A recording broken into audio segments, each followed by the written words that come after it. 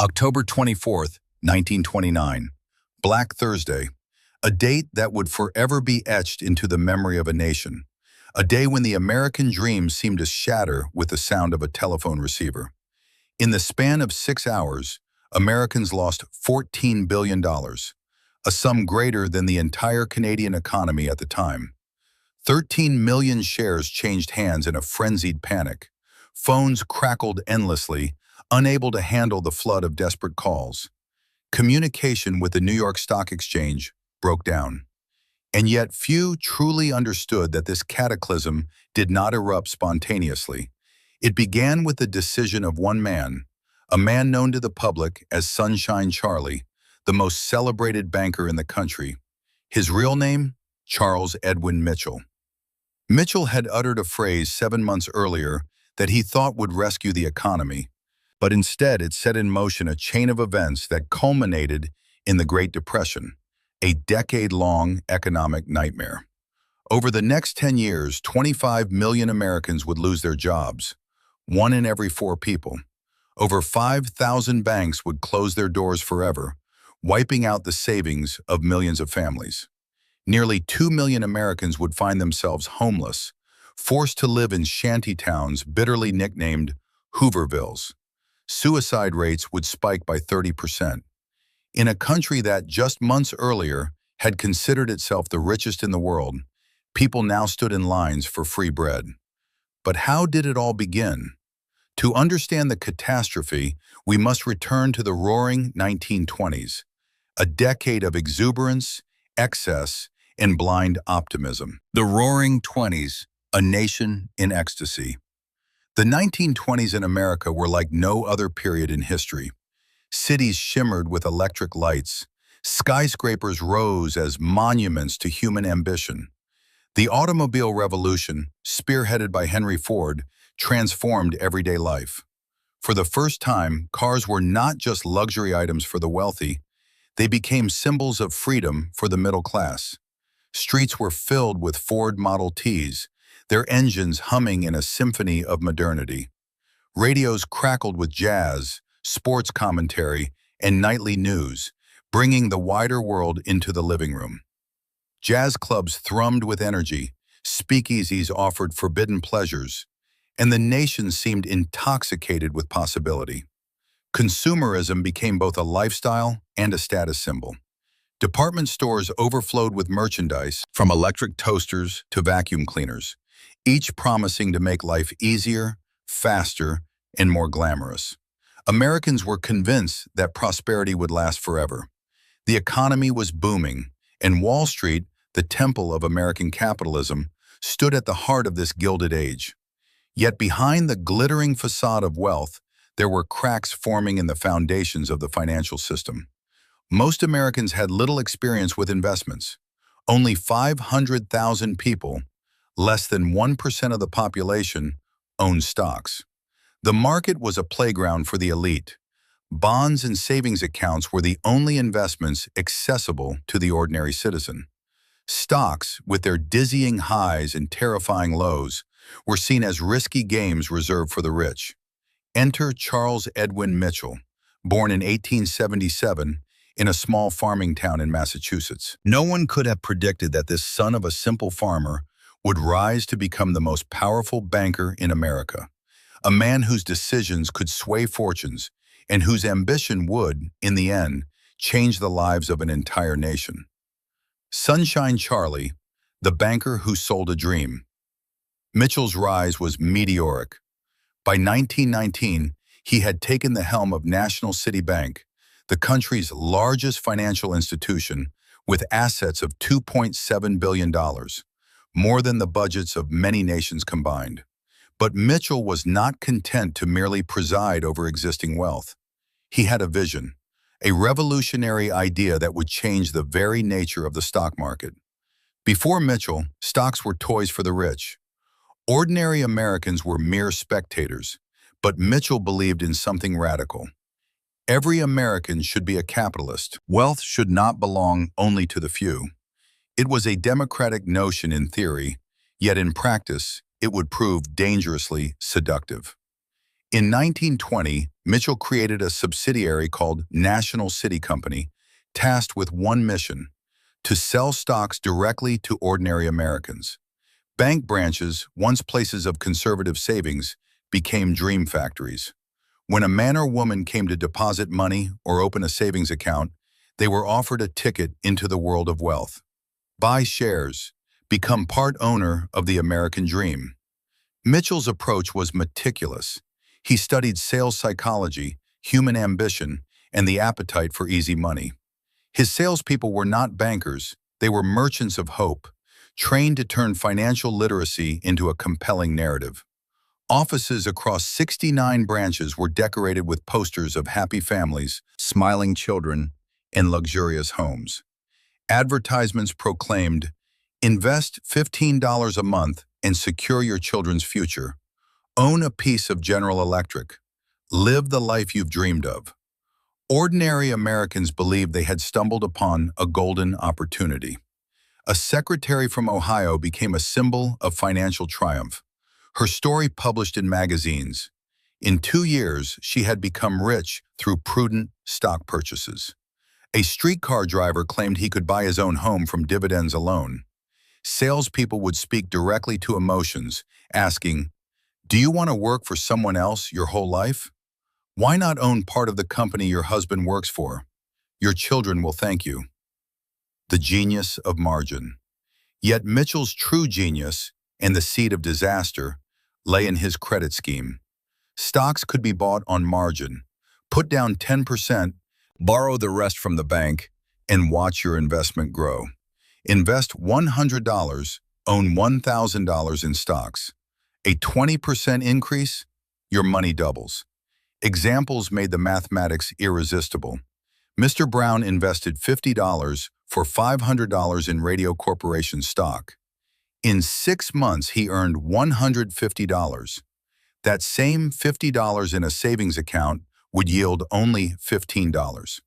From 1925 to 1929, loans for stock purchases exploded from $2 billion to $8.5 billion, a 425% increase in 4 years. Ordinary Americans flocked to the market. Farmers sold cattle, mechanics invested 6 months' salary, teachers mortgaged their homes. Mitchell was hailed as a financial democratizer, the man who made every American a potential millionaire. By 1928, he earned $1.2 million, the equivalent of $20 million today. Newspapers called him a hero. Magazines glorified his vision. And yet, beneath this glittering success lay a dangerous pyramid of debt. Warnings ignored. Even as stocks soared to historic highs, the system trembled beneath its own weight. By early 1929, economists began to worry. Industrial production slowed, car sales declined, housing construction faltered, but stock prices ignored reality. The Federal Reserve warned banks to curb speculation and restrict margin loans. The warning was clear: the market was overheated. Mitchell, confident in his genius, doubled down. On March 12, 1929, he announced at a press conference, "National City Bank will provide the market with all the liquidity it needs. We will not allow an unnecessary crisis to occur." Headlines screamed, "Sunshine Charlie saves the market." Stocks rebounded, and the public rejoiced. For a moment, Mitchell was a savior, but in truth, the bubble grew larger, more fragile, and more dangerous. By the summer of 1929, America was intoxicated with the illusion of endless wealth. Everywhere, the fever of speculation had taken hold. Wives secretly pawned jewelry to buy stocks. Shoe shiners offered investment advice between polishing shoes. Children counted their pocket money and proudly handed it to brokers to purchase shares. Those who had entered the market earlier were convinced of their brilliance. Suddenly millionaires on paper, their homes filled with dreams of prosperity. Chauffeurs bought mansions, secretaries purchased fur coats, and ordinary families imagined themselves living a life that only a few years before had seemed impossible. The streets of New York were abuzz with excitement. with a new kind of confidence, a collective intoxication born from rising stock prices. People believed that no matter what happened, the market would only go up. Yet behind this facade, the mathematics of catastrophe were quietly taking shape. Every dollar invested in stocks was often backed by only 10 cents of real money. Margin trading created an invisible leverage so extreme that even a small decline in stock prices would obliterate wealth. If prices fell 10%, the margin investor could lose everything. A 50% drop could leave them owing more than they had earned in an entire year. Despite warnings, ordinary Americans did not fully understand the risks. Newspapers continued to celebrate stock market success stories, portraying investors as clever, lucky, and deserving. The culture of greed drowned out caution. By the fall of 1929, the first hints of nervousness began to surface among the smart money. The large institutional investors, pension funds, insurance companies, and the banks that had long understood the hidden dangers of leverage. Industrial production had slowed, car sales were declining, and the construction of new homes had started to stall. The stock market, however, remained detached from reality, climbing higher with every passing week. For those who understood the precarious balance, the writing was on the wall. The gap between the stock market and the underlying economy was growing too wide to sustain, and it was only a matter of time before gravity took hold. Some of the wealthiest insiders began to quietly exit the market. They sold shares in small increments to avoid triggering panic. Joseph Kennedy, the patriarch of the future president, famously recounted how he knew it was time to sell when even the shoe shiner on the street corner began offering stock tips. Meanwhile, banks were bracing for a storm they could barely comprehend. They had lent money for speculation, confident that prices would continue to rise indefinitely, and yet they understood that the slightest downturn could snowball into disaster. By October, patience ran out. Banks received confidential reports that the Bank of England planned to raise interest rates, a move that would force the Federal Reserve to follow suit. The news was like a spark on a powder keg. On the morning of October 24th, the country's largest investment funds made a coordinated decision. It was time to exit. Hundreds of thousands of shares were dumped onto the market simultaneously, and prices began to crawl downward. First, it was a slow slide, almost imperceptible, but by mid-morning, the avalanche had begun. Brokers could not process the torrent of orders. The telephone system groaned under the weight of millions of calls, and for the first time, ordinary Americans understood the terror of helplessness. Panic spread like wildfire. The first domino fell as banks demanded additional funds from margin investors, many of whom had nothing left to give. They were forced to sell more stocks, further driving down prices. Falling stock values meant that banks could no longer use them as collateral for new loans, cutting off liquidity. Some banks, overexposed and underprepared, collapsed. The very system that Mitchell had designed to empower ordinary Americans was now devouring them. Black Thursday ended with 13 million shares sold, 5 times the normal trading volume, and a nation stunned into disbelief. By October 29th, Black Tuesday, the final crash occurred. Stock prices plummeted in an unstoppable spiral. Americans lost $14 billion in a single day, more than the United States had spent on World War I.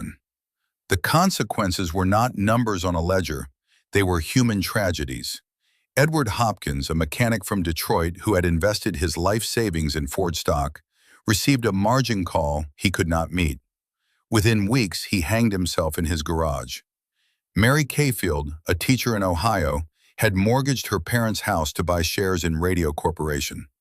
The bank repossessed the house, leaving her 3 generations of family homeless, wandering the streets in disbelief. Across the country, bridges became grim symbols of despair, with those who had once considered themselves millionaires taking their lives to escape humiliation and debt. And Mitchell? Sunshine Charlie, the man who had promised opportunity and wealth to every American, became a lightning rod for anger and resentment. In 1933, he was called before Congress. Senator Carter Glass asked directly, "Do you consider yourself responsible for the ruin of millions of American families?" Mitchell's answer was matter-of-fact. "I wanted to give people the opportunity to get rich. No one forced them to buy stocks." His words did little to soothe the nation's outrage. By the end of that year, Mitchell was tried for tax evasion, forced to resign from National City Bank, and shunned from the world of high finance. The man who had once been celebrated as a hero, a democratizer of Wall Street,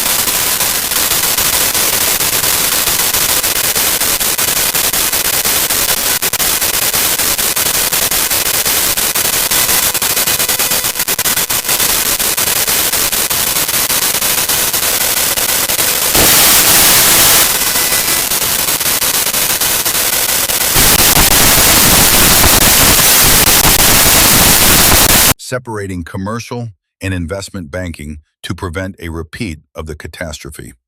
The Securities and Exchange Commission was established to oversee the stock market, and bank deposit insurance was introduced to protect ordinary Americans. Even more radical measures were taken. President Franklin Roosevelt signed an executive order requiring Americans to surrender private gold holdings, a desperate attempt to control the monetary system and stimulate the economy. Over 3,600 tons of gold were collected in just a month, and a year later, the government raised the official price of gold, generating billions in revenue while asserting control over currency. The Great Depression would last for a decade.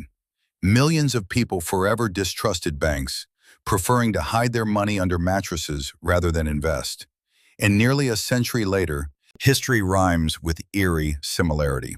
Today, 50 million Americans trade stocks through smartphones, with margin loans reaching record levels, apps promising instant wealth, and new generations investing in cryptocurrencies and meme stocks.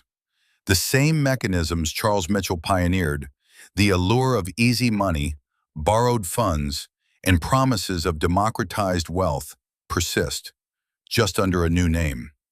Mitchell's story is a cautionary tale of ambition, human psychology, and unintended consequences. He wanted to give ordinary people a chance to prosper, but the system he created transformed the American dream into a nightmare. As he famously said in 1928, "Every American should be a capitalist." Nearly 100 years later, the same call echoes in modern investment apps and trading platforms. Everyone should invest. And yet, history warns that without caution, the dream of wealth can quickly turn into a story of ruin. Next time someone promises you easy money or claims that the system is democratized and fair, remember Sunshine Charlie. Remember the families who lost everything. Remember the bridges, the cardboard homes, the bread lines, and the empty pockets of a generation. And ask yourself, who will really profit and at what cost? Subscribe to the channel to witness more stories of ambition, greed, and the lessons history has painstakingly taught us. The past is not just a collection of dates and numbers. It is a mirror reflecting the choices we make and the consequences that inevitably follow.